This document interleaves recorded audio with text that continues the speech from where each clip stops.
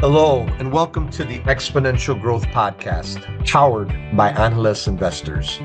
I'm your host, David Olivencia, co-founder of Analyst Investors, and a passionate advocate for leveraging innovation and technology to drive success. In this podcast, we'll dive into the strategies that top leaders, investors, and entrepreneurs are using to navigate and thrive in this era of accelerating technological change. Whether you're looking to lead more effectively, make smarter investments, or understand how to harness disruptive technologies for exponential growth, this podcast is for you. Each episode will feature conversations with visionary thinkers, industry pioneers, and innovative leaders who are redefining what's possible in today's rapidly evolving world. So if you're ready to start and stay ahead of this curve, let's get started. This is Exponential Growth. Well, hey everyone, welcome to another edition of the Exponential Growth Podcast. Today I have a very special friend, somebody I've known over a decade, really close to me in a couple different areas. We're co-founders of Analyst Investors. She's a co-general partner with me on our Analyst Ventures Fund, $20 million fund backed by Bank of America, some family offices, and about 90 or so amazing individuals and about 11 or so companies we've invested in. She's on the board of UBS Funds, Pathway Funds, Mercer Funds, BMO Financial, top bank in North America, and several other boards. And also on the board of Analyst Investors as a chair. So she's chair of one of the largest, fastest growing angel investing groups in America. Welcome again to the Exponential Growth Podcast, Adela Cepeda. Thank you so much, David. I'm so excited to be here again. And I love what you're doing with Exponential Growth.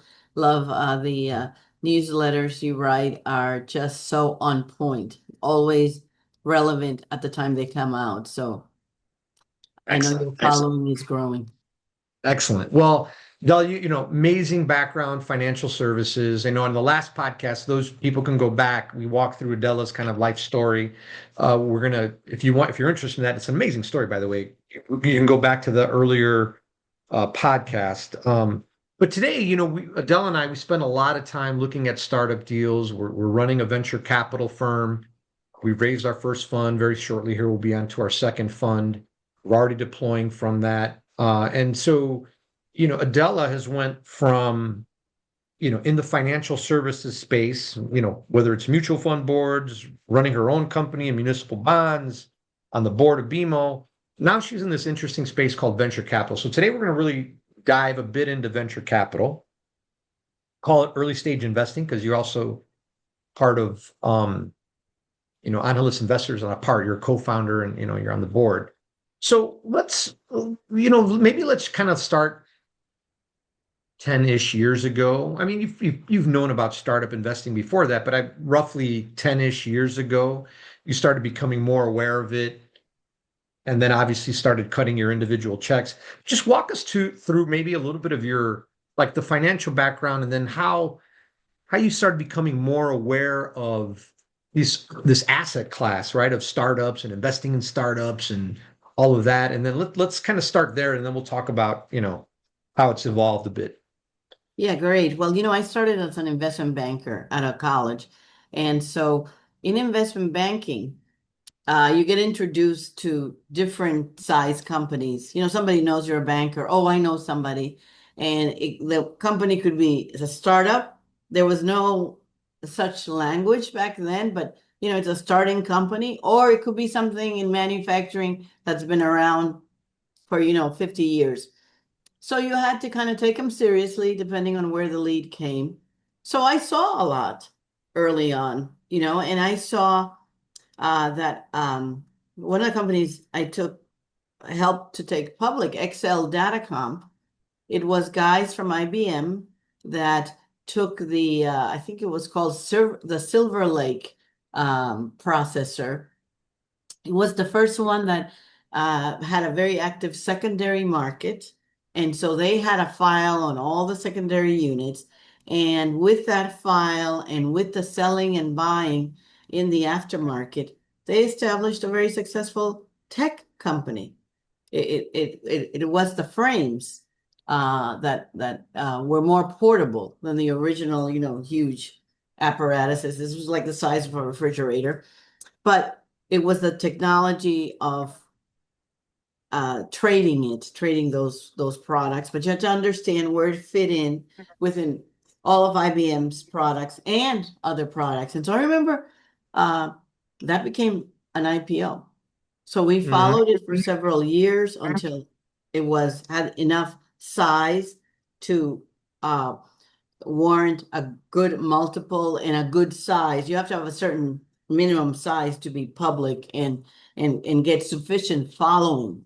So I loved that. And I loved the research related to the technology and the changes that were happening. That deal, I was going to say, would probably have been in 85, 86, around there.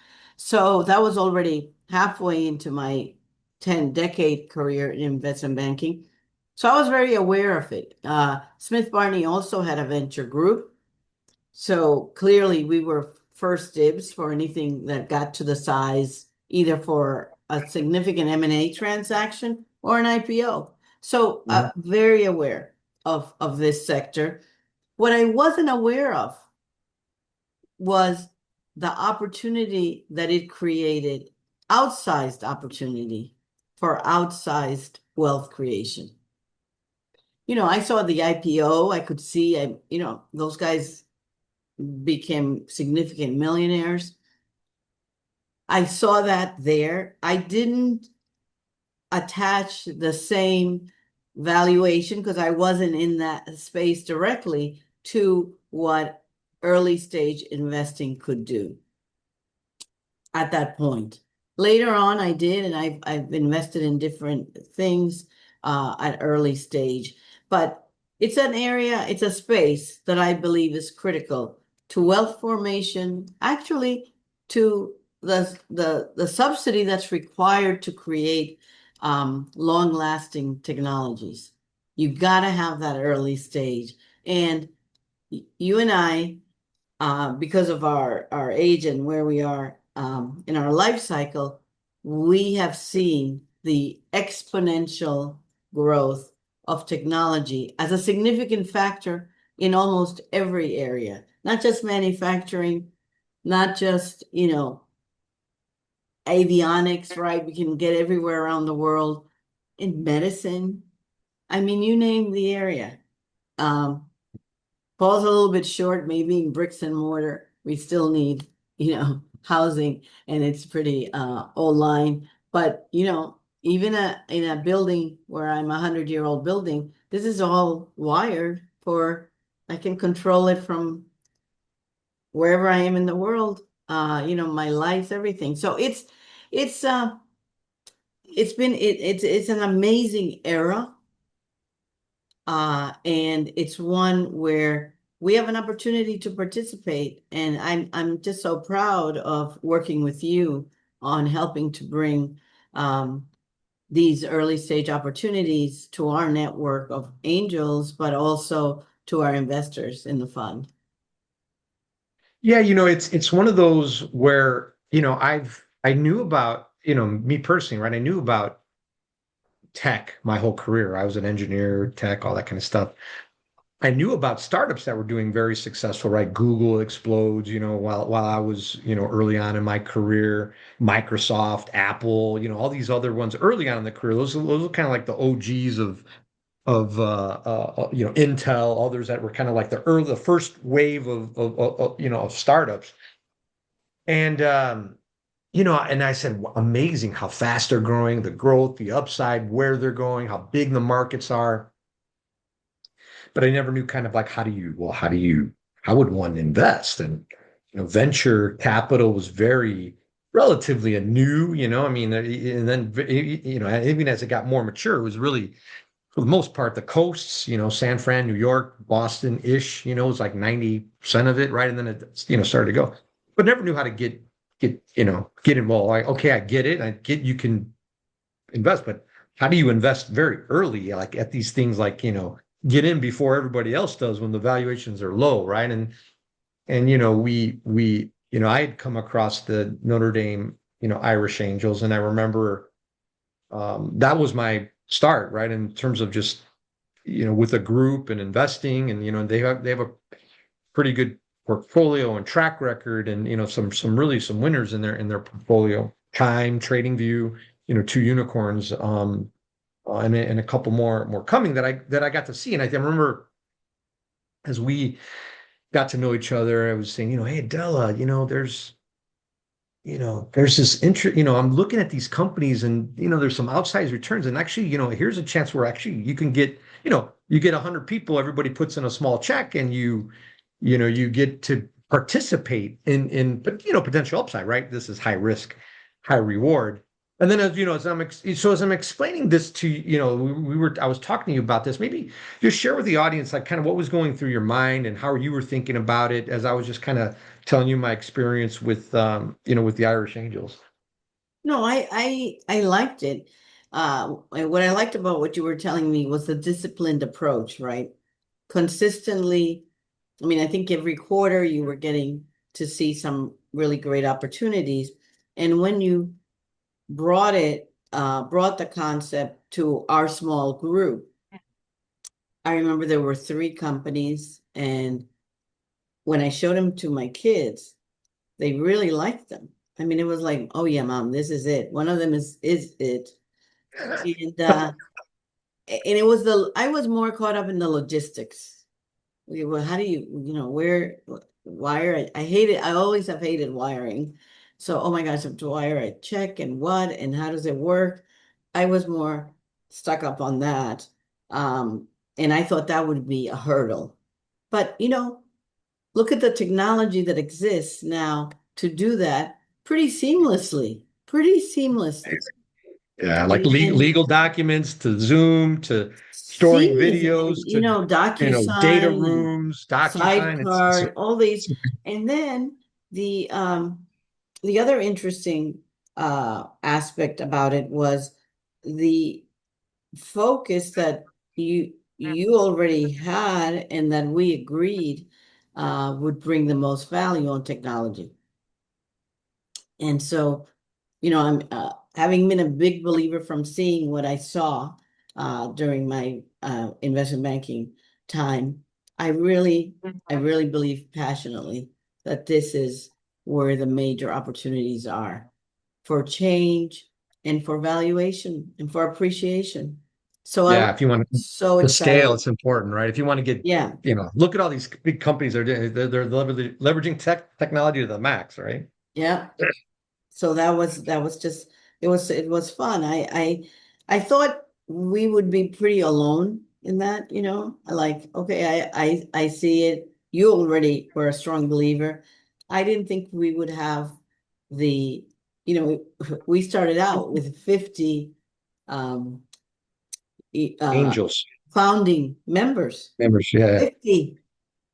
That's companionship. And that's a core group that weighs in what we were doing, and that gave validity to what we were trying to do in a very clear way, where you bring the check and they brought the checks. And so and you pay to be a member. And so that was so reinforcing that we were on the right track. It was just exciting. It opened up almost a new career for me. I had just sold AC Advisory, after 20 plus years in muni financial advisory work. And so it was just great. I loved it.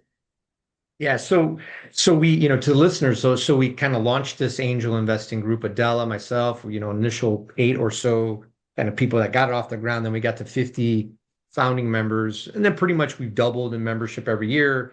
Fast forward 5, 6 years later, we're almost 700 members national, invest in about 30 or so companies, amazing sponsors, 30 sponsors. So we built probably one of the top largest, one of the largest, one of the fastest growing angel investing groups in America, and we still got a lot of room to grow. And our niche is we leverage the power of Latino growth to find, fund, and fuel the best ventures.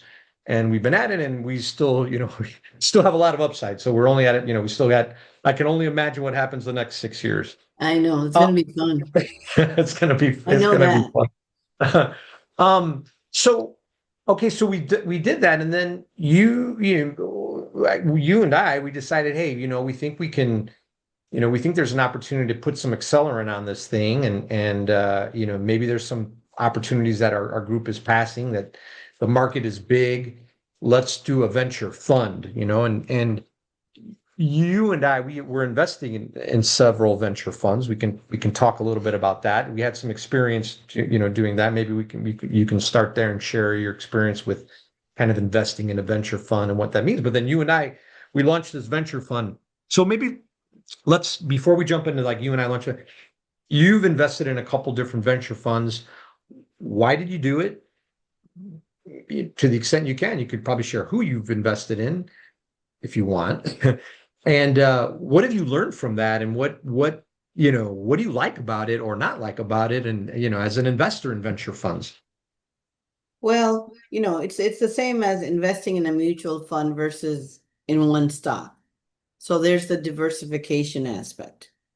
And just like when you invest in a fund, there's a portfolio manager. So those are the GPs, and they have a strategy and in a sense, for what they want to invest in. I mean, they tell you, but basically it's based on their connections and their ability to anticipate the market size that this company can achieve, and to assess what's in most cases a very, very young team in an incipient industry, right? That's hard. Two guesses that the team probably hasn't worked together before, and that the niche is actually going to turn out to be lucrative in terms of revenue at a minimum. So, but I think you had worked with the team at Motivate, and when we talked to them, I liked one of the things in investment banking, you learn to assess the individuals a lot.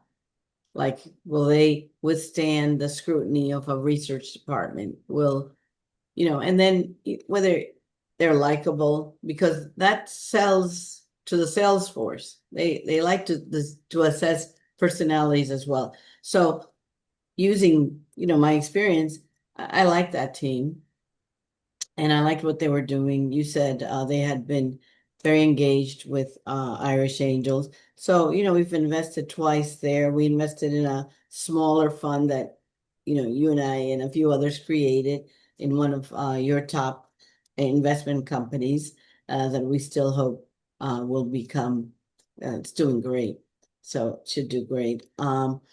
So, that was all very, very interesting to me, a lot of potential. And it's one of the things that I like about venture. You can't ever be alone. I mean, if you're the only investor that's not going anyplace. You gotta work with other investors. Nobody wants to take that risk by themselves, and they shouldn't. And by the way, it's a very risky asset class, but it's an asset class that deserves attention and some exposure in almost every portfolio. Smaller as you're building your wealth portfolio, and then maybe greater as you establish a clear view to your own retirement, whatever funds you need, and to take care of your family and all that. And then maybe if you still have excess capital, this is one area that needs it, because it's an area that if you succeed, it provides exponential returns. Totally. Yeah. So now, so then whatever, 3.5, 4 years ago-ish, you had exposure to startups. You've always had this financial services, career across multiple financial services areas. And then we get together and we talk about, creating a venture, hey, so now you're going to take a new role as a venture capitalist, right? By the way, and I think female venture capitalists, general partners that run fund, it's like the numbers. I want to say 5%, 3%. I mean, it's of all general partners out there.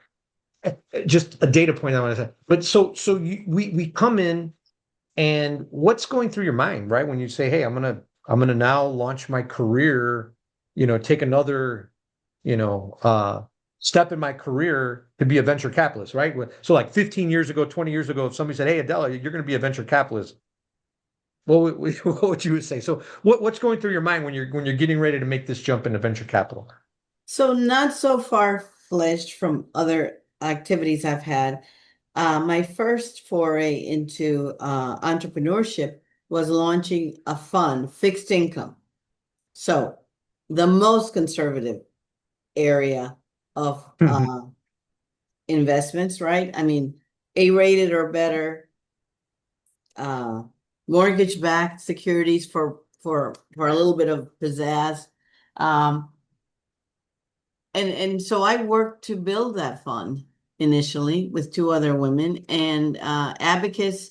I couldn't stay the long haul because of changes in my life and having to support a family, a young family, pretty early on. And so being an entrepreneur, it's expensive because you're giving up some concrete income, right? Most of the time in order to get things launched. So I had to go off and do other things. Um, but I had already raised money. I had raised money in the equity sector for others. I had raised real estate funds for another fund through my relationships in the Chicago area and other areas. So I felt kind of comfortable about the fundraising. I didn't assess what a small percentage of most funds are invested in venture. So it's very small. And if the equity market is down, there's even less. And when the equity market is strong, it also is tough because why invest in a private, illiquid area when the market is, jumping the way it has been? So it's been difficult that way to get the kind of funding that I had originally envisioned. But it'll all come down to how well the fund performs, and I'm confident that with your insights, my experience, that it's going to be great. Because our hope is to really pay back the investors in a significant way. Amen. Amen. Right. It's like, hey, you got investors, they put their trust and their faith in us, and our job, our responsibility, wake up every day working hard to give them a great return. Right. So what, okay. So you've been now a venture capitalist, yeah, at least 3 years. You can argue early on, an early stage investor, a little bit longer, bit longer. Key learnings. What have you learned in, I don't know. I'm sure there's a lot of learnings. I'm learning new stuff all the time. What are some key learnings being an early stage investor and a venture capitalist? What are some key learnings that you have? Yeah, well, it's definitely important to lean into your expert teams. I think that's really key. I think that no matter how smart we think we might be, bringing in other perspectives is really significant. And it highlights something that, we could have missed. So that's been a key lesson. Being very conscious of runway. What are we funding? Well, how long a runway? Because And big for those who may are listening don't understand what runway is.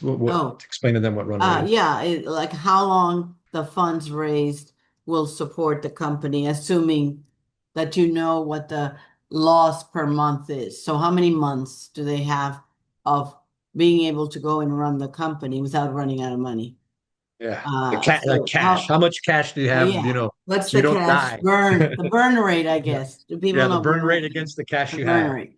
So that's really important. Very important, critically important. And then really monitoring on a consistent, whether it's, weekly, bi-weekly, monthly, that there's an adherence to the plan and that things are coming in as expected. And if not, what is it going to be? I mean, pivots can be a good thing, but they can also create expenses that weren't expected and totally change the break-even analysis, totally change the burn rate. So those are some of the learnings. Also, even in our market, which is private market, we've seen, right, that some of the technology, some of the fervor of the equity markets gets into it. When we started investing, we invested in companies that were fully employing AI technology, but it wasn't called AI.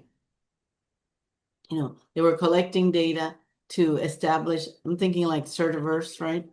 To establish new testing procedures and tests and it wasn't called that. And that was they were one of the first companies that the Angel Group invested in and then that our fund invested in. So starting in 2020, but then the fervor is AI and we have to remain confident in our understanding of what a company's technology is doing, regardless of these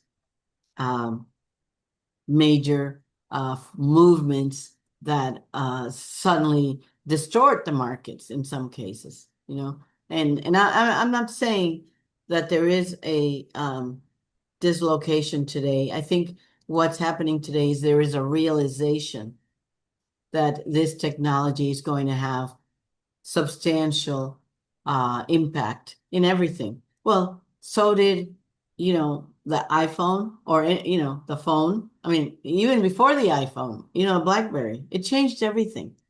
The BlackBerry changed everything. More than that original big phone, the BlackBerry became essential in business. And then, everything on the computer, the access to computers, the laptops, it changed everything. And that's fine. I think what is happening now is the further recognition that these changes happen, they happen fast, and that people are trying to assess quickly what the full impact is going to be. But that there's an impact, absolutely. Totally. A couple of just reflections on some of the lessons you learned, right? The pivots are good, but pivot to those are the startup has a plan and a direction that they want to go.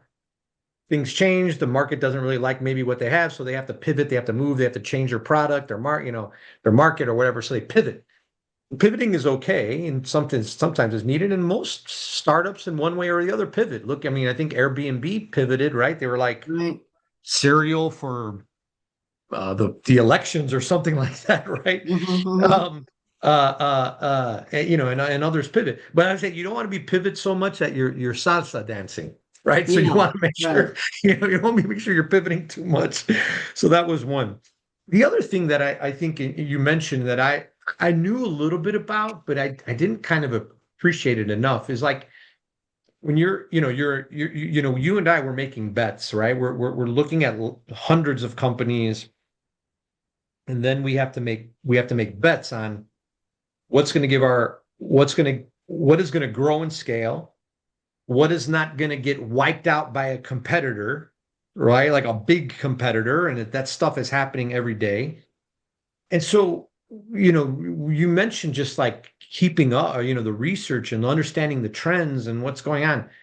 You really have to be on top of it, on top of what's going on top of the news, on top of latest trends, on top of latest technologies, because you're making bets on the future. You're making bets on the future. So to the extent and all the tools available, AI, all this different analysis that you can use, I guess it's fun in one aspect. I'd say it's challenging in another because you kind of always got to keep Hard. up. And then then you got to take action. You got to make a bet, and so, any additional reflections on that? Do you feel the same way, or any things you want to add on that? Oh no, I think you're 100%. And in my case, before I have a conversation with anyone in the morning, I've already read two or three papers, Yeah. including the Wall Street Journal, the New York Times, and any business news that comes my way. And this is because even any kind of world news, national news, it has an effect or has the potential to have an effect. Totally. Totally. So Like I'm look at trying to, stay ahead. And I think that anyone that thinks you can just walk into it and, you know, s- just make a bet, it's not like that.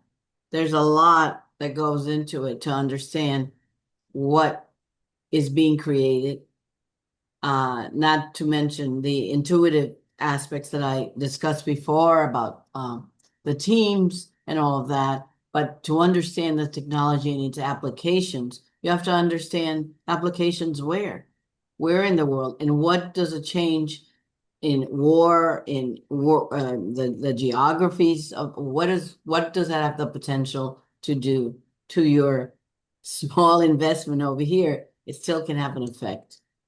Yeah. It was remind me of our investment that our fund did in Helios AI, right?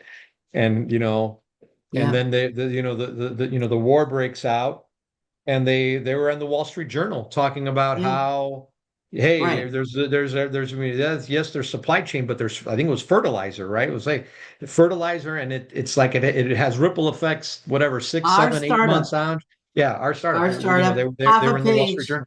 half a page Yeah. in Wall Street Journal Wall Street Journal, with, and that's, yeah. And I think waking up, I think because it wasn't announced I don't know, like I think you it. sent it, you sent me the And I'm like, article what? because you I'm got to like, it earlier. I go, maybe it's like Francisco Martin Rayo. I said, oh wow, that's interesting. I go, is that our friend? Like maybe It was then maybe it was another. I funny. go, but, he's in the Wall Street Journal. I said, oh my gosh, but it just goes to your point that you gotta there's all these macro things, and then that's some, and I guess to our listeners out there too. I mean, I think that's something that I also do and have done every day, is like before I've read all that, that's kind of like the minimum, right? Like the Wall Street Journal, the base, Yeah. and maybe you have some, some little bit of news. I mean, obviously there's some social feeds and stuff like that.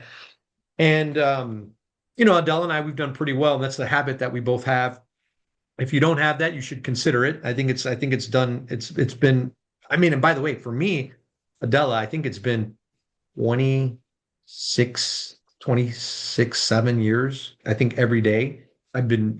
I think I had a teacher in college. He was an econ teacher. I went to an engineering school. All bunch of engineers, and it was, and he was taught an econ, and he said, and he was an Asian guy. He said, my recommendation, you read the Wall Street Journal every day. So good. And And for then, me, it was, in college, you're an engineer, and you're doing, yeah. just kind of went in one ear and went out the other. And it wasn't until, whatever, my early 20s or after I graduated. And then really pretty much for the most part every day, 20, No, I 26 mean, years. since high school, we were told you got to read the New York Times. You need it for your SATs.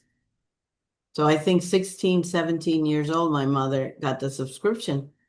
And then I was in munis, so I had to be on top of political news. So I used to read all the Chicago newspapers. I still do, maybe not with the same fervor. I'm more focused on the national, and of course Wall Street Journal is a basic, and you have to, and they cover technology pretty well, and then all Yeah. the others that do. There's just a lot.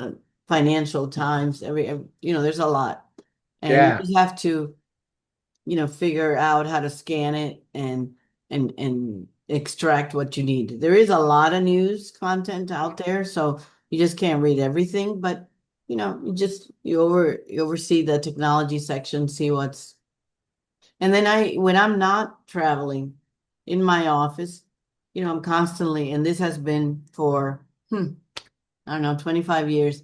In my office, there has to be a TV, and I'm focused on the news, business news channels.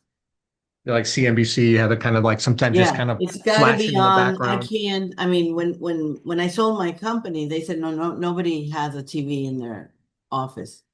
And when I was doing the transition to the buyer, and I said, I'm just so sorry. I just can't.